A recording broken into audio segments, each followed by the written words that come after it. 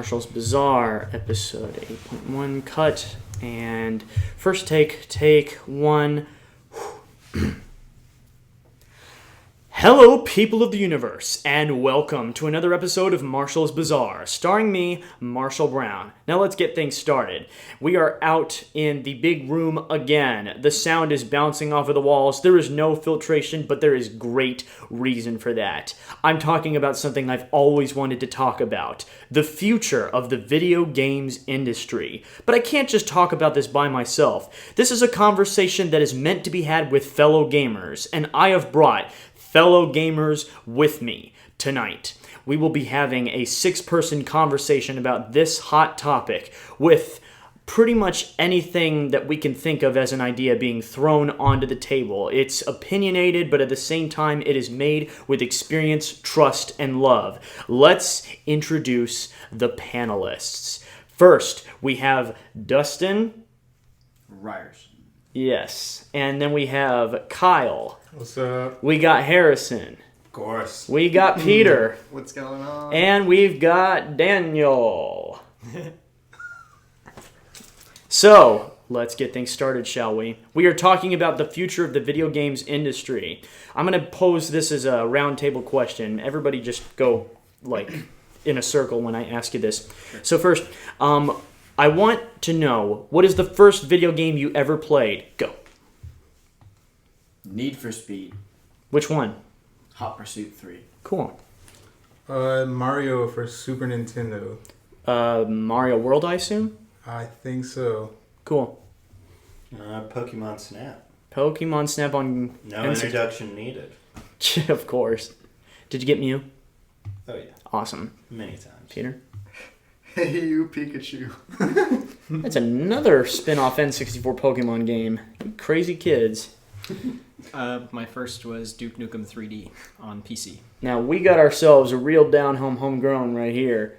Like Duke Nukem. That's where it's at. Doom, Wolfenstein, some of the best of the first in the underground PC launch stuff that just brought first-person shooting to the masses. It's awesome. As for me, my first video game I ever played was Mario Kart 64. There was a haircut place in Texas that I used to go to that let you play video games whilst getting your hair cut. And one of the games they had there was Mario Kart 64. I never played another video game before that, but I picked it up, and it gave me great joy to see Mario drown in Koopa Troopa Beach and get hit by a train in Calamari Desert. It was beautiful, to say the very least. But, as you all know, the rest was, in fact, great history. Because nowadays we've seen great innovations in the video game world that has brought us closer to reality in a virtual sense. Case in point, all of those VR devices that have come out. So I pose the question, do you really think that VR is the future of gaming? Yes. Why do you think that, Dustin? I think VR is the future of gaming because the mechanics of certain first-person shooters and driving and racing games combined with free-floating type mechanics can really accelerate the gaming industry and give a more full experience. All right, what about you, Kyle? What do you think? Well, I'd say that sounds like a loaded question. How do you have that answer prepared? But my answer is probably no. I don't think it's the future of gaming, but I think it has a future in other categories. Like what? I don't know, maybe like simulation driving or something. I wouldn't call that a game. Maybe some type of military training. Probably like drone flying. I know they have VR for pilots' helmets and jets. So yeah. All right. What do you think, Hair Bear? Yeah, I definitely think so. I mean, I think games have always tried to be more engrossing, and I think VR is just a logical extension of that. So, what do you think, Peter? I think it's going to be part of the gaming industry in the future, but I don't think it's like the future alone. It's always going to be a lot of 2D games and 3D games still being popular. So I don't think saying that it's solely the future is quite true. So my personal opinion is that yes, it is the future of gaming, but also as media as a whole. And I think it has potential as a medium for people to experience any sort of a simulation but I also think it has potential because of its upbringing in recent times. Like I said, I didn't say this, but my first game being Duke Nukem 3D, I also played Doom a lot. John Carmack, the guy who programmed the engine for Doom, he is now the CTO for Oculus, and he's really spearheading the VR industry right now. And he's honestly one of the best graphics programmers in the world, if not the best. And I think in his hands, VR can really go a long way. And it already has since he started working for Oculus back in 2013. There's not really a lot of competitors on the market either. So I'm excited to see where it goes. As for me, I think VR has a very tricky spot to really go under because humans see at, if we were talking about the frame rate and resolution that human beings see at, it's astronomically inclined. That's kind of somewhat of a transition I want to bring into things. So the long history of video game consoles has boiled down to the next evolutionary step in generation. It started with 4-bit games, and then there were 8-bit games, 16-bit, 32-bit, 64-bit, 128-bit. But the resolutions in technology just keeps getting higher and higher and higher to the point where the PS3 was made and built so well that new games are still coming out for the PS3 as we speak. It's honestly amazing to think about it, but that's kind of the way we go into where generations come about and everything. Of course, Nintendo did in fact arbitrarily start the next generation by making the Nintendo Switch, but apart from what they did, the next question I want to bring up is this.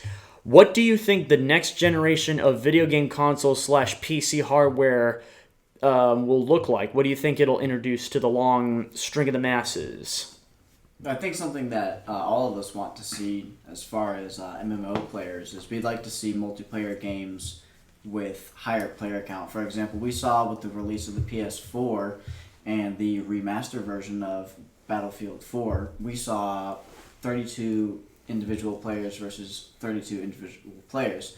And we know this is accomplished just by having a particular network size, but we also know the PC that we're able to have even more players pit up against each other.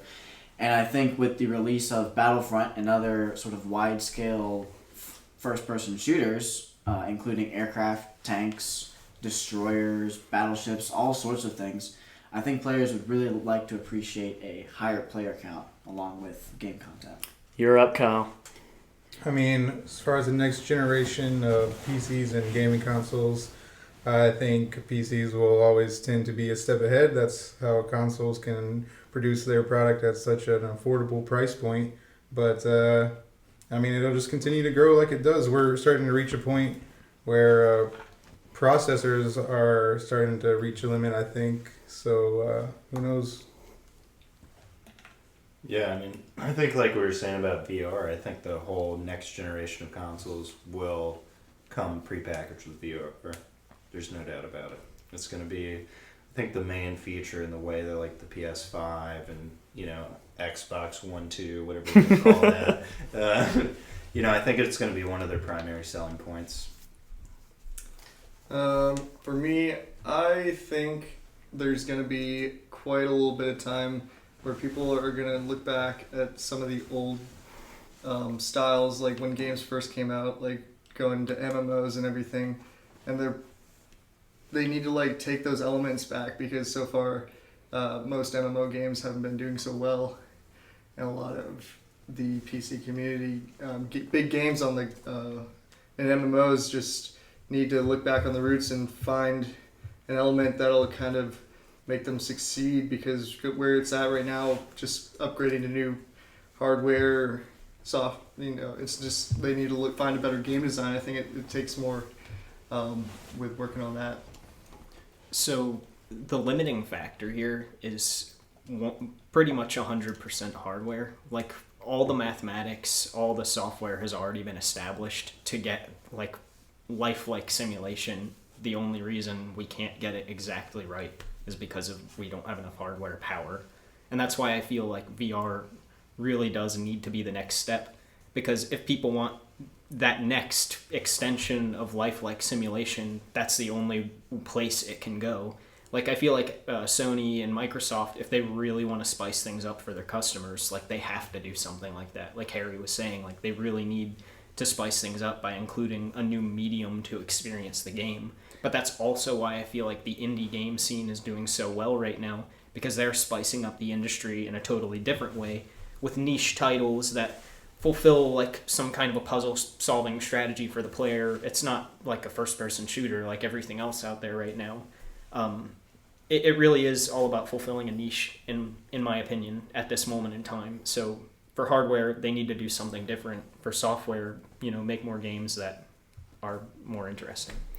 Did you have something to add, Dustin? Yes, I think cloud-based solutions should be implemented in this design as far as the topology goes. I mean, being a systems administrator and seeing the cloud-based solutions that some of these companies offer, I think Sony can really put some money down as far as building their own cloud for processing and not forcing their gaming community to upgrade systems with the release of the PS4 Pro. There's really no difference between it and the PS4 as far as games go. So I think with a little improvement on their own infrastructure size and their own monitoring and customer service, that they'll bring out the best in the gamers and continuing to release whatever great games they have. Here are my thoughts. I think, for one thing, the very slight difference between consoles and PCs will soon vanish. I mean, think about it. Soon we're going to have the Xbox One X, which is so expensive, you might as well own your very own gaming PC with the same specs. I mean, at this point, when it comes to the next generation, I think it's all going to culminate into one thing. I believe that soon everybody will have an integrated entertainment center that is just their gaming PC, which they can use to not only game, but do other entertainment functions, such as surfing the net and probably watching Netflix or something along those lines. I think it's all soon going to be, pretty much just like integrated into one thing. And based upon the sheer lack of standout exclusives in comparison to last console generations of the past, I think that one of the, big things to think about is the next generation of video game hardware solely VR or just technological steps that don't even look that different from each other? Because think about it. When the jump from 8-bit to 16-bit happened with the release of the Super Nintendo in comparison to the regular Nintendo Entertainment System, that was a huge step. Like, the pictures begin to look just like you'd see in comic books or cartoons or something like that. But nowadays, most games don't even look that different from each other. The game engines just look really great, realistic and everything. But I really feel like they can't top each other at this point because they've hit somewhat of a balloon in the innovation of technology. And sure, you could argue that Moore's Law may still be applied to an industry that prides itself in doubling its complexity with every single passing year. But I think at this point, it's really up to whatever the developers decide to do. With that said, I'm done with the boring questions. We're going to move on to something fun. Guys, at this time, I want to take the last bit of the episode to brainstorm. I'm going to stop with the round table question conversation style, and I want everybody to really just chime in when they think of something. I want us all to take these next few minutes to brainstorm and think about what you personally think is the next big idea in gaming. Get as stupid as you want to get as outrageous as you think you can get. Say anything as long as it doesn't involve bad words. I really want to see what we all think of as like the next big idea. With that said, I'll start. I think the next big idea in gaming is going to be games combined with even more peripherals, like knives. If you want to like make the next Cooking Mama game, you got to have some of that knife hardware whilst you're making the food and having the instructions put out to you onto the screen. Anybody? You know what they should do? They should actually make the next big first-person shooter game is like with a peripheral that's a gun with kickback in it. So you feel like you're shooting something.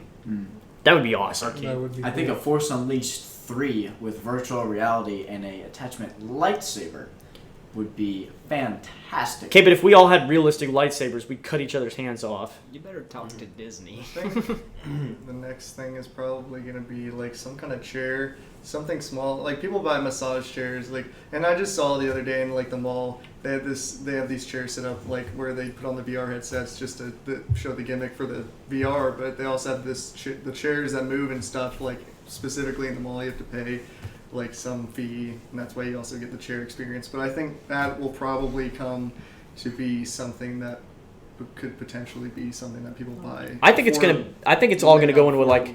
I'm sorry for interrupting, but I think it's all going to go like a step further, like in Code Lyoko, where you just do a whole mind meld with a game and you just feel everything, or like Sword Art Online, where it's just pretty much all in. Like put the whole body experience up to it. I think they're really trying to work towards a persistent virtual world, not just a stationary experience like Oculus. HTC Vive is kind of bridging the gap by putting sensors in the room where you can actually walk around, but now we're seeing that treadmill type thing with the special shoes you can wear to run around. So what I personally want to see is, right now, I'd be happy with some kind of a simulation demo as a proof of concept for a bigger game, but in the future, I want a bigger game that I can run around in physically.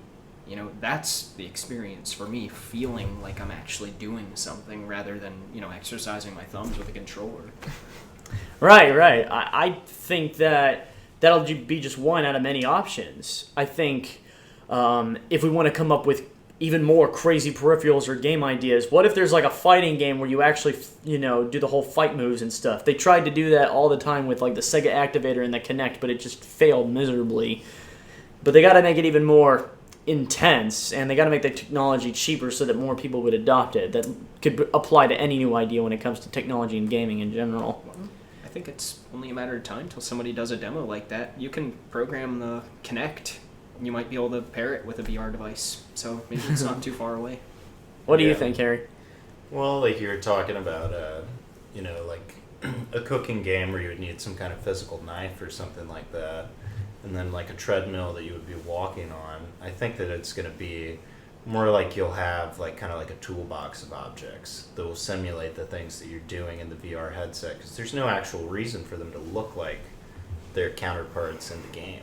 I think that you'll have some kind of device that maybe you can extend so it feels more like a sword in your hand and can give some of that motion and feedback, or something that you can maybe have that's like a gun, or sub it in to different games. I think that you'll have these devices that look nothing like their counterparts. Thoughts, Kyle? I don't know. I feel like I can't think that far ahead. I have got the perfect idea for the next evolution in racing games.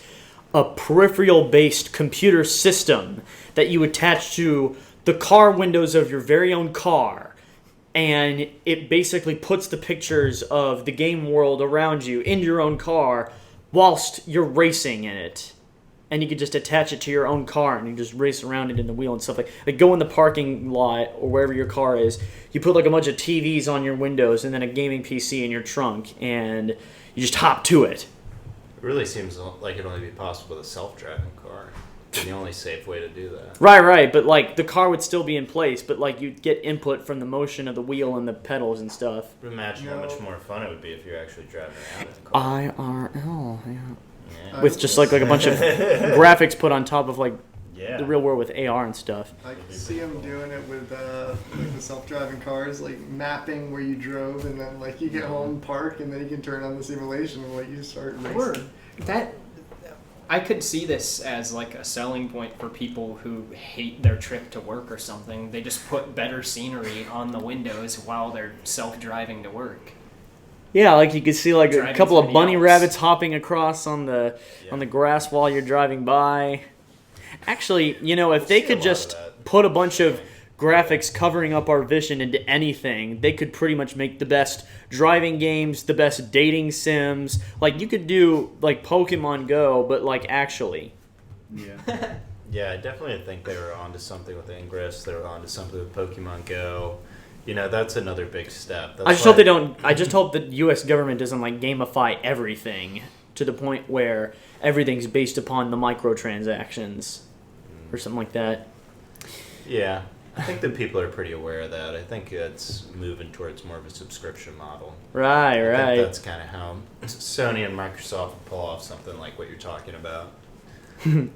Okay, so that's going to do it for this episode of Marshall's Bazaar. I'm going to end off with one more insightful question. If you could put any Overwatch character into Super Smash Bros., which one would it be? And if you've never played Overwatch before, then just say, I've never played Overwatch before, so Hanzo, I guess. All right, go. Hanzo. All right. Roadhog. Sweet. That big robot guy. There's a lot of big robot guys. Can you be more specific, please? You know, the one that turns into like a turret. Oh, Bastion. Bastion. Freaking Bastion. Where do you have him, dude? Winston! Could be like an alternate costume for Donkey Kong. Harambe / Winston. I'm surprised that they haven't already slightly referenced it, but then again, I think it was Smash Bros. Wii U that came out before Overwatch. Well, if I had to pick, I'm actually going to go devil's advocate and pick Mei. I really think the freezing stuff hasn't been played around with much in other games, and I think it could really work. Like, if you do Mortal Kombat with Mei versus Sub-Zero, I think that could be very interesting. It's a good idea. Yeah, it I is. think a good Smash Bros. Character would be Reinhardt. He just has the kit for it. They gotta bring- I'd put Reinhard Schneider from Castlevania into Super Smash Brothers. How about we talk more about this over Bluebell Ice Cream? Sure. All right. What is Little Link and Injurious Sub-Zero? Like this, not Link, but like Link from Wind Waker. I'm just going to stop you there because nope. Well, anyways, as I said, that's going to do it for this week's episode of Marshall's Bazaar. Thank you so much for listening, and feel free to follow me on SoundCloud if you want to get some more Marshall Brown music and audio content all the time. Stay tuned for next week's episode of Marshall Bazaar, where I'll be talking about something else. Actually, you know what? Let's mix it up. Next week, I will not be doing an episode of Marshall's Bazaar. Next week, I will actually be doing another YouTube video. I haven't done one of those in a while. And so, next week, feel free to tune into my main YouTube channel, which I'll put a link to below, and feel free to take a look at everything else and prepare yourself. Because next week, I will be doing a sequel to The Many Outfits of Marshall Brown called The Many More Outfits of Marshall Brown. After that, I don't know you cheer for anything. But yeah, thanks again for listening. Don't forget to follow me on social media. Links are in the description below. Thank you so much. I want to thank everybody in the room for coming on to here and doing this little silly stuff with me. Oh, thanks for I having really us. appreciate it. Yeah, and thank you, I will Marshall. see y'all next week when I do many more outfits of Marshall Brown. With that said, Marshall Brown out! Bye. You pooted. You can cut it out.